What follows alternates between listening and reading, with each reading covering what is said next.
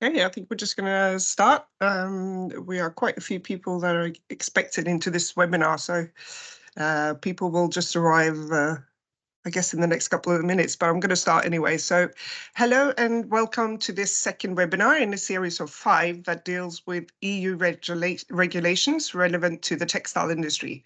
And obviously this webinar will be held in English. Today, we will learn more about transparency legislation from Jed in Ohana Public Affairs. So after this webinar, we have 3 webinars left. And the third webinar is on waste legislation, extended producer responsibility, used textiles definitions and waste shipments, to be held in English on October the 2nd.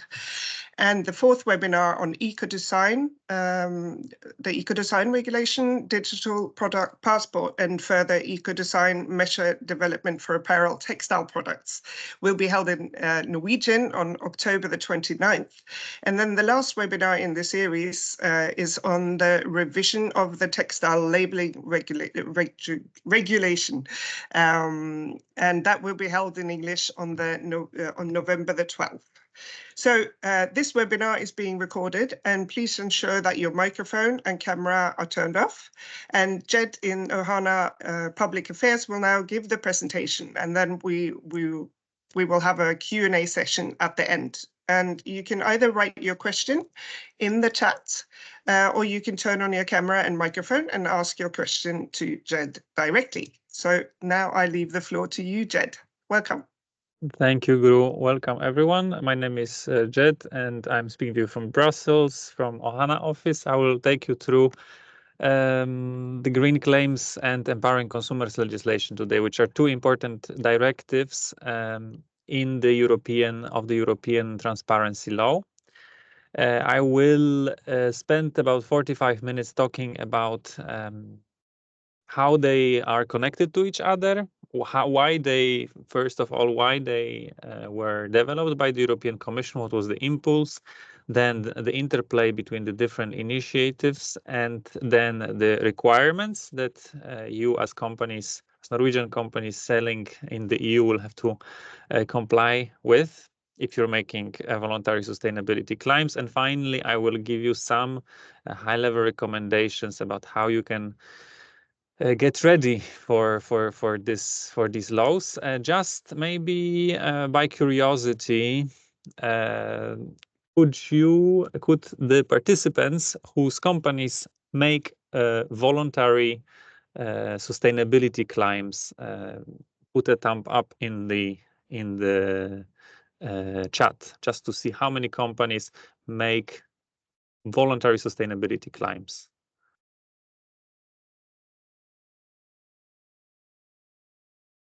Don't be shy. You can I don't know, give a sign, a hand up.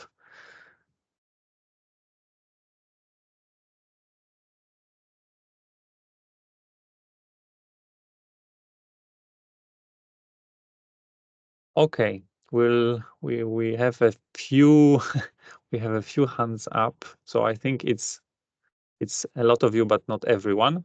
In any case, I will start with giving you the legislative context. So exactly where do the transparency initiatives fit in what is happening in the EU and in the legislative framework?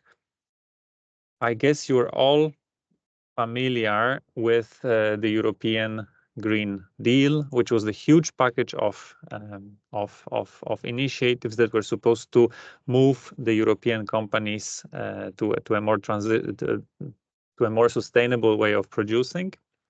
And then the textile part. Textile is obviously a large sector which was unregulated in the EU for a long time. This is the reason why the EU focused a lot of resources on textile sector, and in March 2022 it developed a so-called textile strategy, EU strategy for sustainable textiles, which put a diagnosis of the textile sector, and one of the issues was the fact that consumers do not have information, to reliable information about the sustainability, from textile companies, information about the sustainability performance of clothes. And I'm reading the quote that was put in this textile strategy. Consumers willing to purchase more sustainable products are often discouraged from buying them. A recent screening of sustainability claims in the textile, garment, and shoe sector suggested that 39% could be false or deceptive.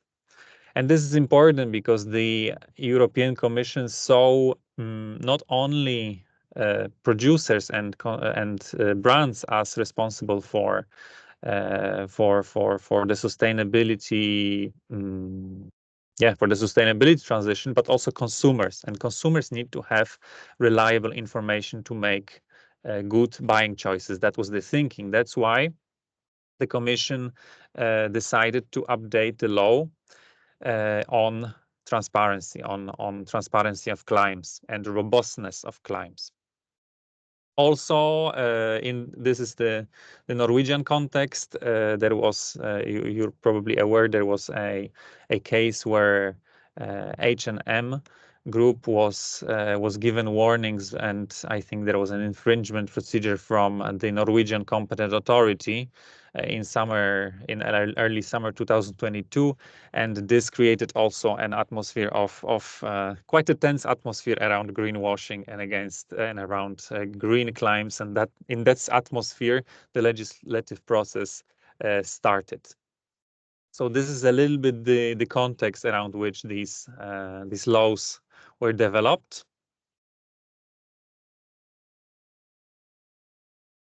This framework, this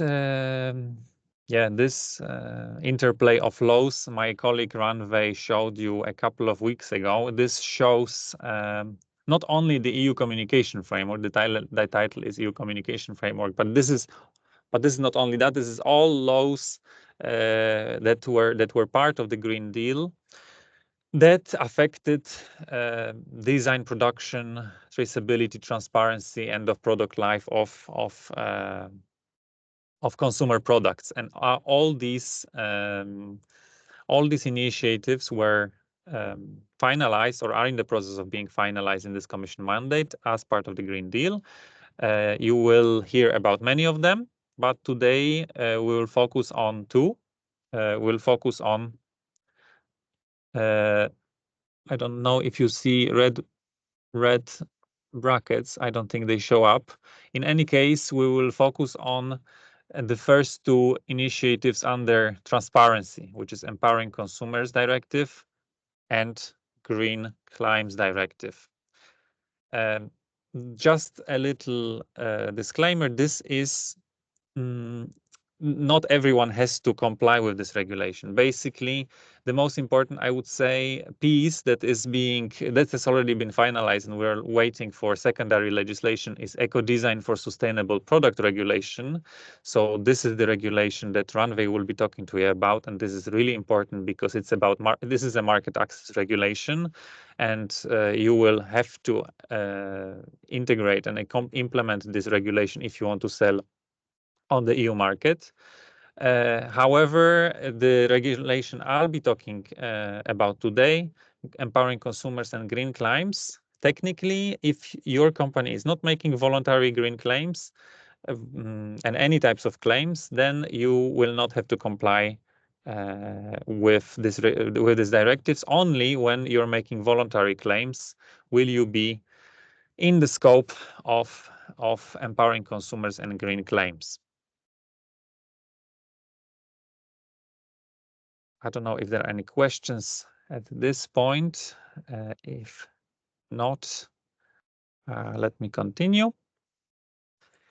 Okay, and so we saw the interplay and all the legislations. I'm not going to go into the details of the interplay, but now I'm going to zoom in on the voluntary communication and on the green communications framework.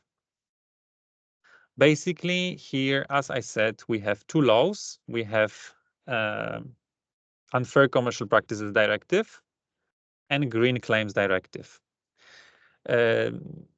maybe you're a bit confused. Why am I suddenly talking about unfair commercial practices directive? This is because unfair commercial practices directive, UCPD, is an existing directive. It existed in the EU since 2005, and it contains rules, criteria for what constitutes a misleading environmental claim.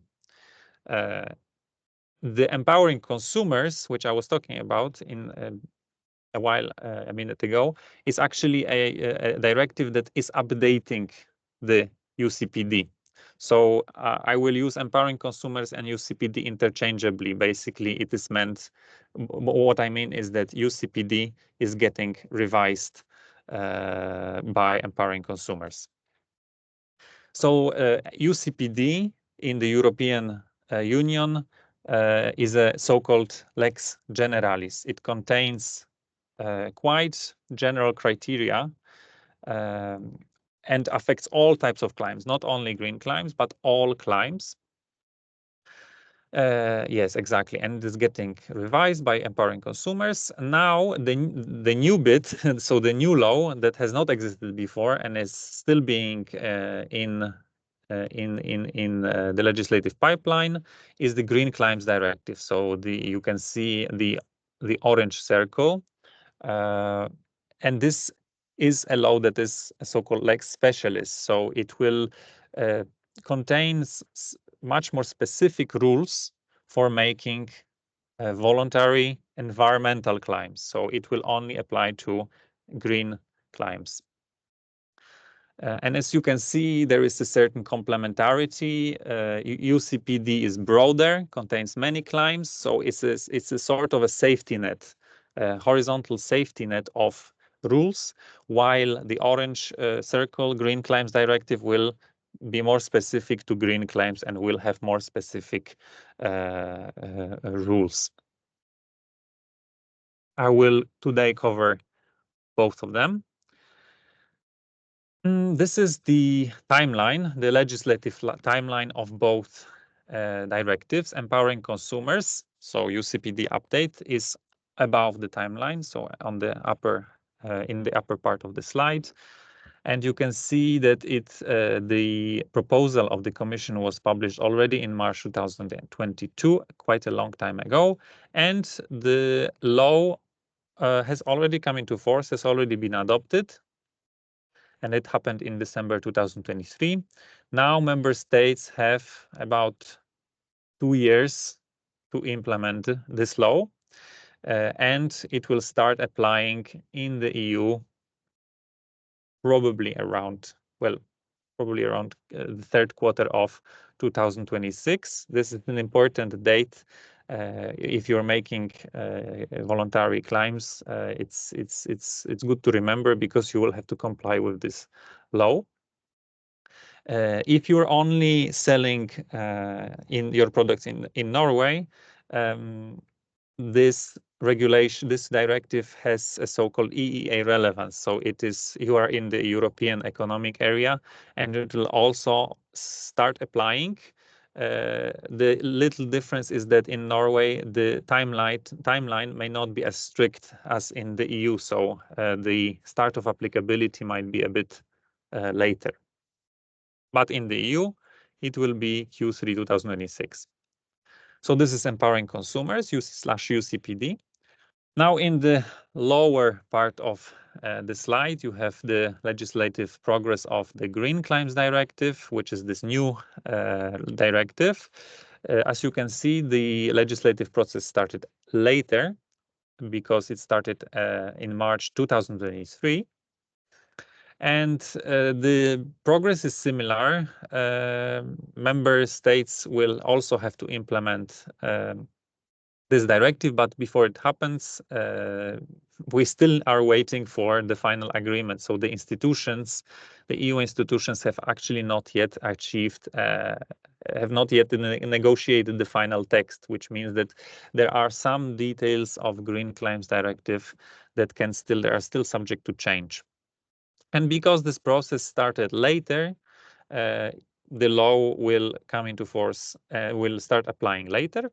this should be depending on the finishing, the ending of the negotiations, more or less second half of 2028, and it will probably start applying later for SMEs, so small and medium enterprises, 2029. And as the same as for empowering consumers and UCPD, it will also, and Norway will also have to implement this directive into its national law. So I was talking about the interplay and timeline, but then let me go to scope and requirements. And now let's zoom in first on what I call the horizontal safety net. So the Unfair Commercial Practices Directive, UCPD, and its revision, empowering consumers. What are the basic information? What is the scope? So basically, UCPD will cover business to consumer, only business to consumer commercial communication regarding products and businesses. So corporate claims are also in scope. This, as I said, this directive covers not only green claims, although it has some more specific rules on green claims. It covers greenwashing and the new term so-called social washing, so using false claims about social impacts of your product or company, but also all other claims, origin claims, animal welfare claims, all types of claims that you can imagine. Then it covers written claims, which are, I guess, the most prevalent one, but also audiovisual and oral claims. So if you have a video on your website where you're making claims, this is also in the scope of this directive. As I said in the timeline, the legislative process on empowering consumers has already been finalized, and we have the final agreement that you can access via this link that is given on the website. I'm also encouraging you to read guidelines, EU guidelines, because in 2021, before this law was updated, EU issued a revised guidelines for companies on UCPD, and I think even though it happened before the update of this law, it contains already a lot of information, and it contains this level of strictness that we see in the revision. So it's very much, I would say, up to date, and it would be, if you're preparing for implementation, it's a very good piece to read. That is to say that this is not the end. The European Commission, after this revision has already taken place, is working on the new guidelines. They are not available yet, but you should be able to access them in a year or so. And these guidelines should help you with the interpretation of the law. Now, so this was about the scope. But what are actually the main requirements under? We are still talking about UCPD, so the general directive. What are the main requirements? And as I said, this directive contains a lot of criteria about what constitutes a misleading claim, what companies should not do when they are talking about sustainability of their products or businesses. In a way, it's a sort of like a decalogue or do's and don'ts of green claims. It tells you what you should not be doing. And this revision, I must say, and many companies say, is quite strict. There are quite a lot of terms that are restricted or banned. And in general, this UCPD and empowering consumers wants to curb the practice of generic claims which are vague claims. They do not really give specific idea of where the environmental impact is of your product or company is done. And so I'm going to talk about specific examples. For example, one of these classes of generic claims are broad sustainability claims. And I guess this is the most generic possible, according to this legislation, this is the most generic type of claims you can make. Actually, the directive names these words, puts examples on a few of these words, and these words are sustainable, ethical, conscious, etc. And these terms are, using such terms in your communication to consumers will be banned. And there is a small clause, unless you can prove excellent performance in all sustainability areas, which is quite difficult. The thinking is that if you say this product is sustainable, this word not only includes the environmental, this claim not only includes the environmental aspects, but also social aspects. You can have a social sustainability, environmental sustainability, economical sustainability. Therefore, the Commission thinking is that if you're making such claims, you're making a very generic claim about a lot of different aspects that you should be able to prove them. However, it is obviously difficult to prove in a sufficient way all of these impacts, all of these sustainability impacts. Then the second class, which is a little bit more specific but still quite generic, is generic green claims. So claims that only are about sustainability. And here there is also a long list of words.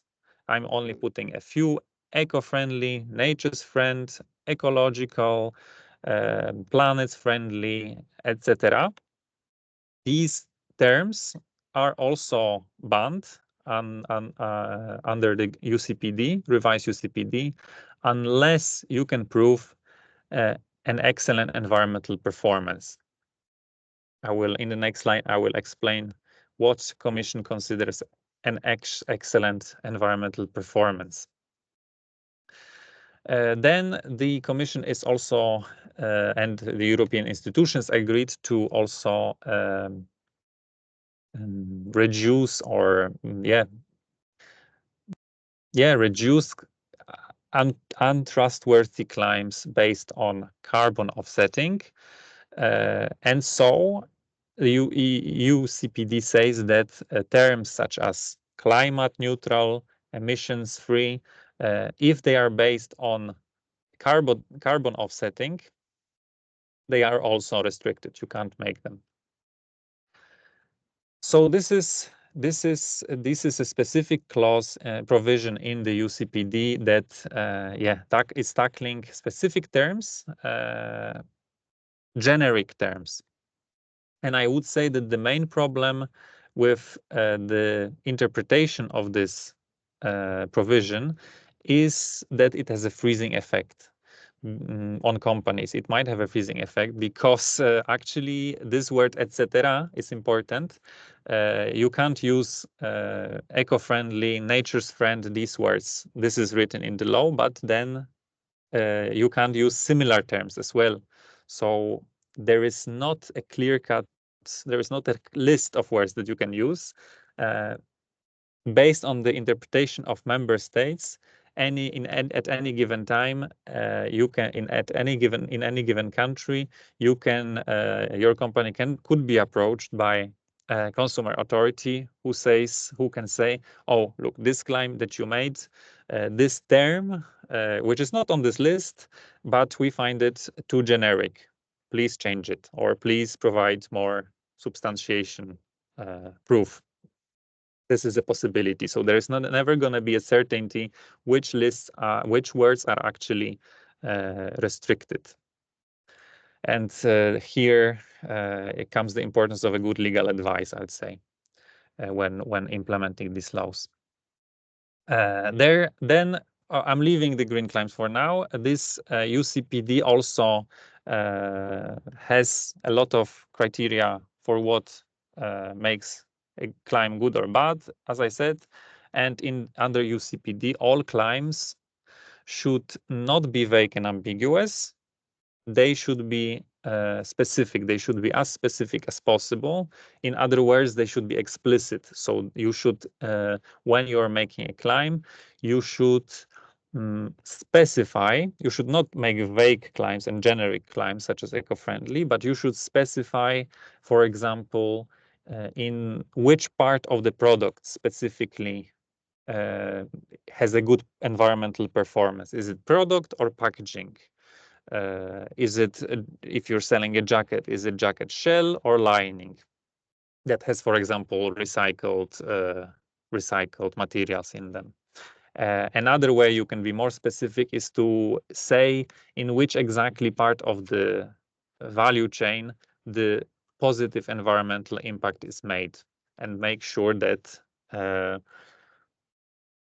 the positive impact in one part of the value chain does not mean a negative impact in another part of the value chain. Then, if you're also a good practice under UCPD is that if you're making an environmental claim, you should be able to back it up with scientific evidence. You should be able to provide data that you can provide to consumer authorities under request, data that can substantiate your claim. Finally, the UCPD also includes requirements for certification schemes.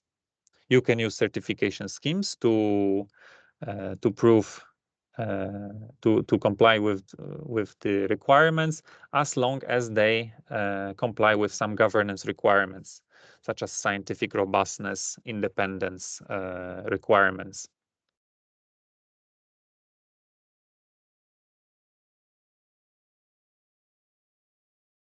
Yes, you were perhaps wondering, yeah, I was going to tell you what is according to the Commission an excellent environmental performance. So if you remember, I told you that making generic environmental claims such as eco-friendly is difficult because you need to demonstrate excellent performance.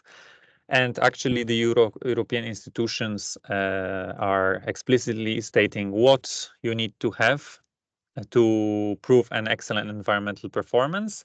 For textiles, it can be either an EU eco-label or an officially recognized Type 1 eco-labeling scheme in one of the member states. So, for example, the examples are Nordic Swan, Blue Angel certifications. So only when you have these kind of certifications, you can use a generic environmental claim saying this product is eco-friendly. And I checked and also got that many companies use. I checked and it is also a Type 1 eco-labeling scheme. So based on my analysis, GOTS would also allow for making such claims. What I mean by Type 1 eco-labeling schemes, there is an official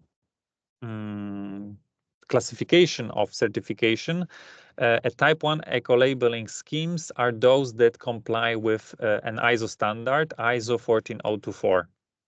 And on a later slide, I include a link where you can access a list of certifications which are categorized into Type 1, Type 2, Type 3. So on the level of, based on the level of excellence. Are there any questions at this point?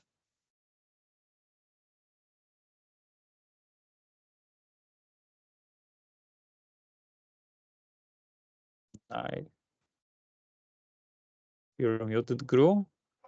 Sorry. Yeah, you can just continue. I don't see any questions in the chat. Okay. Okay. I hope I didn't lose you, but I will re-explain all of this again in a different way with a different scheme so that you can understand better. So I'm still talking about UCPD. And I think the final important thing to say is that we also have rules regarding future environmental claims, so so-called claims that relate to the future environmental performance. And such claims are, for example, and I think the best example is climate claims. So if you're saying that your company will achieve a certain emission reduction by this year, then you actually have to comply with some rules, and these are you need to be able to develop a implementation plan with specific milestones of when you want to have this, you want to have this target in place. And this needs to be transparent. You also need an independent third-party organization that regularly verifies the fulfillment of the milestones in this implementation plan.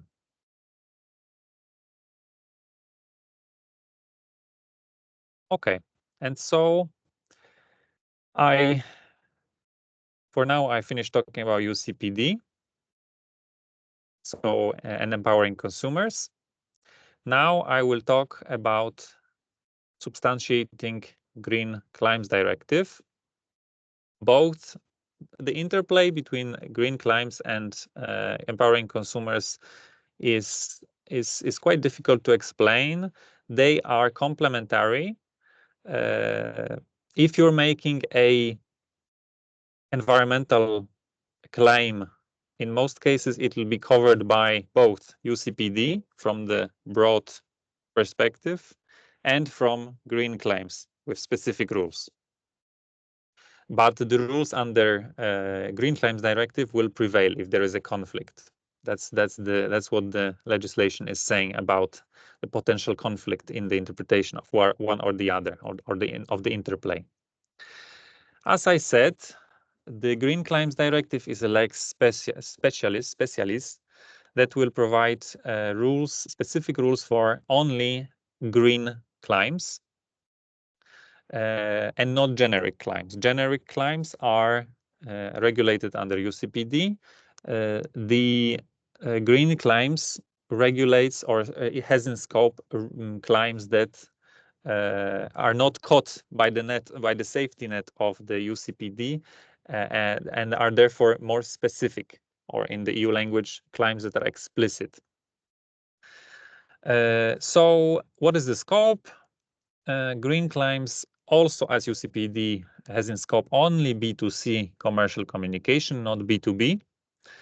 It includes voluntary explicit environmental claims at product, service, and company level, the same as UCPD as well. All companies are included, except, probably this is still being negotiated, except micro enterprises. And the Commission has committed to providing some support for SMEs at EU and national level in complying or implementing this regulation. I will be quite brief talking about this regulation. What does it mean for companies? And for some reason, the slide is unfortunately not working. Because I don't. Can you see, Gru? Could you tell me if you see the arrow with the timeline? I can only see the text claims proven by verified certification, etc. And then, other than that, the slide is blank. It says process at the top. There we go. Yeah. Okay, I managed. Fantastic. So, green claims has a different approach than UCPD. UCPD basically is a set of rules. If you don't respect these rules and you're making a claim, a generic claim, then you might be approached by a consumer authority in a certain member state. So it works. The verification, in a way, works after the claim is made. In green claims, the rules are different. So if you're making a voluntary environmental claim, you will have to substantiate your claim, so gather the scientific evidence substantiating the truthfulness of your claim, and then you will have to apply with this claim to a body in a given member state, which will verify this information. And you must do it before you make the claim on the product. So this is a so-called ex ante verification before you're making the claim. When the body in the member state, the assigned body in the member state approves your claim, it will give you a certification of conformity that should apply for the whole European Union. And only then, when you have the certificate of conformity, you can communicate the claim to consumers on the product or on your website, and you have to give to the customers some substantiation. So you have to share some information. It can be on the product or via a QR code about what exactly this claim means. This is many brands and many associations were saying that this is an extremely burdensome process because we are not sure that the companies will be able, the bodies who will be verifying this information in the member states will be able to process all the incoming claims. There are fears that this could mean a lot of additional costs for companies and a long waiting times for claims to be approved. Happily, there are a lot of good amendments. We see a lot of good amendments from the European Parliament and some good amendments from the Council. And I would say that the primary good amendment that we see is that is the following, and this is marked by the star. So if you have a certification scheme that complies with Green Claims Directive. Green Claims Directive also has rules for certification schemes. So if you're using, if you will use a verification scheme, an environmental labeling scheme that will comply with this directive, you can communicate, and if your claim is covered by this certification scheme, you can communicate this claim, and you won't have to go through ex ante verification. So, for example, if you're using a textile exchange standard or certification, and if they comply with this directive, everything so far is pointing that they will comply, then you won't have to go through ex ante verification. Also, another good amendment that is being processed is that there should be a certain time limit for assigned bodies in the member state to process the claim and to come up with certificate of conformity, so that the brands can have some certainty and some predictability of when the claims become confirmed and approved.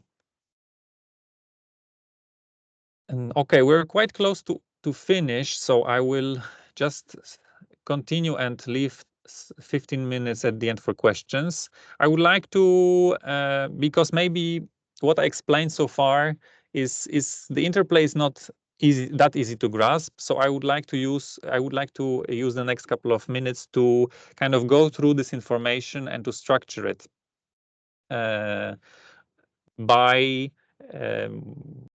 structuring it by showing which level of claim is covered by what legislation and what certifications as companies you can use to comply with the law. So basically what I just explained so far shows that the European Commission thinks about claims European Commission had a certain classification of claims. As I showed you, these claims can be classified according to whether they are more generic or more specific. The most generic claims that you can make under UCPD are the generic sustainability claims that I mentioned. For example, saying the cotton used in this product is sustainable, conscious, responsible, or this product is ethical. As I said, under UCPD, these claims are very broad and can include a lot of sustainability aspects, not only the environmental aspects. Therefore, in the UCPD the UCPD now bans using these kinds of claims, because they are possible in a way if you manage to prove the excellent performance in all sustainability areas, but this is for now difficult. Then the lower class, we're becoming more specific, is the case when you're making only a environmental claim, but this is still a generic claim. For example, this product is eco-friendly, climate neutral, biodegradable. So as I said, these claims are restricted under UCPD unless you can prove an excellent environmental performance. And this would be, for example, an eco-label. And finally, you can be more specific and make an specific explicit environmental claim. For example, saying the jacket lining is made of minimum 77% of cotton, growth according to organic farming standard. This is already quite a specific claim. You're saying which part of the product, which what percentage of the product is has organic cotton, and these claims exactly will fall both under UCPD, and as of 2028, they will fall under Green Claims Directive, and they will have to go through the ex ante process, or you can prove them with a certification. So this is a little bit about the classification. Now, what kind of certification you can use to prove each class of these claims? So let's start with the top of the tower. What if you want to make a generic sustainability claim as of 2026, such as this product is conscious? So as I said, this is difficult because you would need to prove excellence in all sustainability areas. I know that there are certification schemes currently working on extending their activity and also being able to prove that products are have excellent in all sustainability areas. It's still TBC, still to be seen how the European Commission, if it will allow making such claims given these certificates. This is still work in progress. Then generic environmental claims.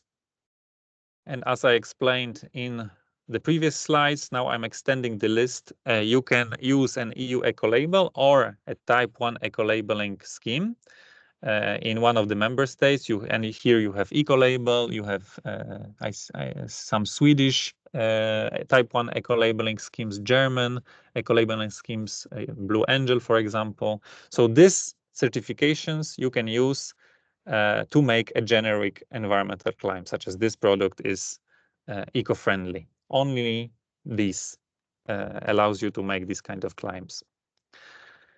And finally, if you want to make explicit environmental claims, probably this is what the European Commission wants and what the European Commission institutions want brands to do. So be as specific as possible. And so here you can use certification schemes that do not have such excellent grading. They are not type 1, but they are still pretty good. And here are all labeling schemes that will probably comply with the Green Claims Directive, so textile exchange standards, Blue Sign certification. So what I think is the take-home message is that in the European Commission's kind of thinking, the more generic claim you're making, the more aspects you're encompassing in your claim, the better certification you need. And in practice, this means that many companies, because companies, it's quite difficult to have an eco-label. It's very difficult and costly to have an eco-label. It means that a lot of companies will actually have to switch to making explicit claims, specific claims. Exactly, which will perhaps make these claims sound less interesting, but yeah, more specific. I don't know if we still have time. I wanted to show you a couple of examples because I've not mention that many examples.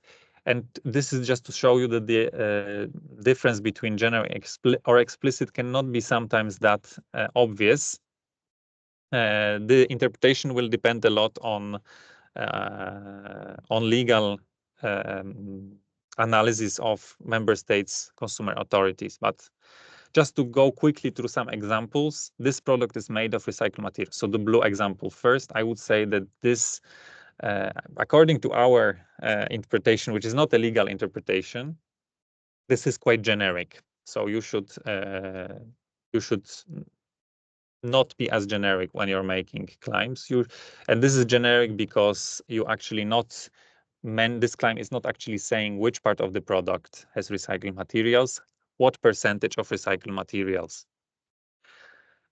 In comparison to this, the claim in green, this jacket shell contains minimum 30% of recycled polyester. This is already much more specific, and therefore it would be seen more favorably by the European authorities. And there are also claims which don't really fit, which don't really make direct claims about the product. For example, choose to reuse. It's an interesting type of claim because it's a little bit in the gray zone. It's not really about the product, but it asks the consumer to adopt a certain posture. And it can be something that is called in the legislation an implicit claim, which, although it doesn't talk about the product specifically, it kind of creates an impression that the product is more, or the range of products that you offer is more sustainable than in fact than it is the case. The last example in purple is a prime example of a very implicit claim and very generic claim. I'll leave you some time to read, but in general, it makes it's very vague and very ambiguous. It makes references to nature, to green color, which is not going to be seen favorably by the European Commission. Such type of claims will be banned as of 2026, and basically they're already frowned upon now. Not only from 2026. So these are some examples. I'm already, I think, going over the time. So just to give you a couple of recommendations for how to prepare for these two directives, and when. We would recommend you to already in this year to read the existing UCPD guidelines and to go through the final text of the UCPD revision. This is the law with which you'll have to comply by 2026. I think this is the most, burning issue right now, because green claims will only be 2028-9. And based on this reading of UCPD guidelines and empowering consumers, you should take a look at your website. You should look on your product packaging, review online and in-store communications. Ideally, you would involve sustainability marketing, sustainability reporting teams, and also because there are no clear-cut rules in this law, a legal advice could help. Then once we have the final law of green claims and also ESPR delegated acts, ESPR Randway will talk about it. I haven't talked about it yet, but we'll come with some mandatory information requirements for products. Then you should have one more look because it'll be another wave of implementation. You should definitely review the final law. And then if you want to make explicit environmental claims, you should think about gathering data to substantiate your claims and to increase traceability and increase the knowledge of traceability of your value chains. And to finish, a couple of reasons why you should get involved in it, because the consequences of inaction can be heavy. I was talking to you about the case of Norwegian Consumer Authority and H&M, but also other brands such as Decathlon have been given warnings and have been accused by consumer authorities in various countries, EU countries, of greenwashing. And this dense atmosphere around greenwashing is reflected in high penalties in the law. For example, in the Green Claims Directive, the maximum fine, and this is actually written in law, the maximum fine that can be given to a company is at least 4% of the trader's annual turnover. And this was my last slide. So I thank you very much for your attention, and you can ask me any questions. Oh, thank you very much, Jed. That was a really good presentation into a slightly, at least for me, confusing subject, because they interact so much with each other, the two directives. So that's fantastic. And we already have a few questions in the chat, and I'm guessing Ingunn, she turned her camera on, so she might want to ask a question as well. But I'm just going to start with the questions in the chat, Ingunn, if that's okay. And then the first one is CO2 reduction claims. Who are the third-party companies that can verify this? Could it be the Science-Based Target Initiative? So the carbon, as long as you have I'm not a specialist on certification schemes. You can use either a certification scheme that is compliant with that will be compliant with green claims, or if you have enough data about your emission reduction, then you can apply with this data to a member state authority, and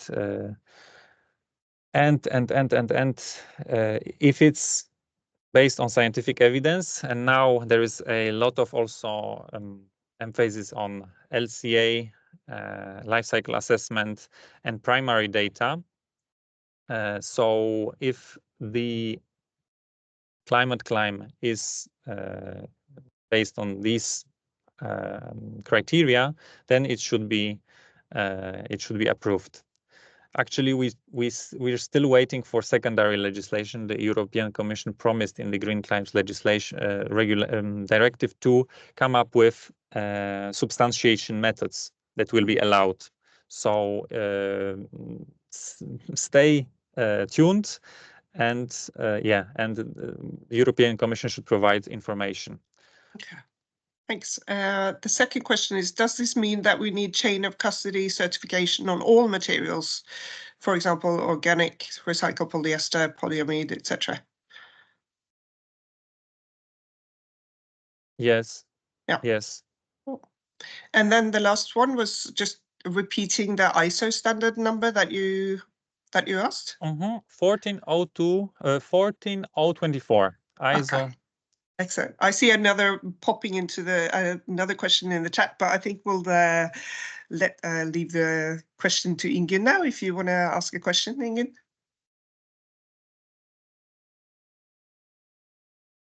We can't actually hear can you hear the sound, Jed? No. No, we can't hear you, Ingunn.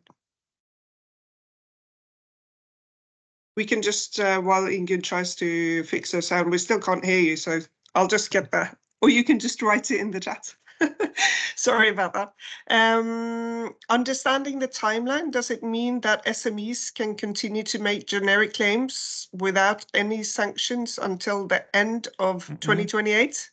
No, because generic claims will be regulated by UCPD. So UCPD already comes into force in 2026. That's good. Okay, we don't have any more questions in the chat for the time being. So, see. Here's Camilla. She turned her camera on. Hello. Yeah, is it maybe my camera is not working? Can you hear me? Yeah, we can hear you. Okay. Maybe I missed it, but I was missing the difference between making claims in a annual general ESG report compared to the claim that it's stitched into the garment on the garment. Did you mention the difference No. about the claims being on the product compared to claims in ESG reporting? Thank you for reminding me. This is important. Yes. So for European brands that have to comply, they will have to comply with CSRD reporting. Now in the negotiation, we'll see how it will turn out, but it is very likely that claims that are being made based on your report, if the report is in compliant with the EU reporting directive, then you don't have to go through ex-ante verification. Basically, the claim is covered by verification methods in the CSRD. I don't know exactly how that plays out for Norwegian brands who are not gonna be in scope of the CSRD unless they have some kind of level of revenue in Europe. That I need to check. I think it's 150 million of revenue in the EU. Then you will be in scope of CSRD and you will have to make an annual report. But for European brands, this is the case. You can make claims based on your report. If it's compliant with CSRD, no need to, it is exempt from green claims. Yes, but many Norwegian companies will not come under the CSRD, but they do post a volunteer ESG report, reporting on their progress in general on supply chain traceability and an effort in terms of Scope 1 and Scope 2 carbon emission. But are those voluntary ESG reports, which are not stitched on a label on the garment, are they covered by these regulations? I would say that yes, if they are not, because this green claims regulation, UCPD, both covers products on claims and also corporate claims. Okay, yeah, It is thank only you. when you are compliant with CSRD that you can use the ESG report as a source. And yeah, but if you are not, then business, corporate, service, product claims are included. Okay, thank you. Okay. I don't see any more questions, and we have 1 minute left, Jed. So I guess we can just say thank you so much for an excellent presentation, and we'll share it with everyone afterwards. And yeah, so I'd just like to say again, thank you very much, Jed. Thank you so much Yeah. all, and have a good day. Bye-bye. Okay, thank you. Bye.